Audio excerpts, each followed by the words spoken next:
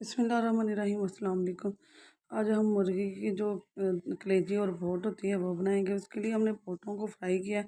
इसमें प्याज लहसुन अदरक डालकर हमने अच्छी तरह फ्राई किया। प्याज चॉप किया हुआ था, लहसुन अदरक फेंट लिया। इसको मिर्च हल्दी नमक कुछ धनिया पाउडर काली मिर्च अजवाइन और ज़ीरा और नमक जो है ये सारी चीज़ें इसके अंदर डालेंगे और फिर इसे अच्छी तरह से भून लेंगे। साथ ही हम टमाटर डाल के इसकी भी बुनाई बहुत अच्छी तरह से करेंगे। इस सबसे पहले हमने पोट जो है उनको फ्राई किया। कलेजी हम लास्ट में डालेंगे क्योंकि वो हार्ड नहीं होती।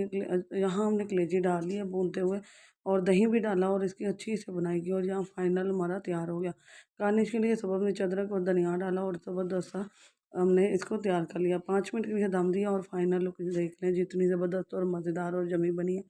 ये बहुत टेस्टी और जायकेदार बनती हैं। ज़रूर ट्राई कीजिएगा। नई वीडियो के साथ फिर आ जाऊँगी। लाइक शेयर सब्सक्राइब करना है बेल के बटन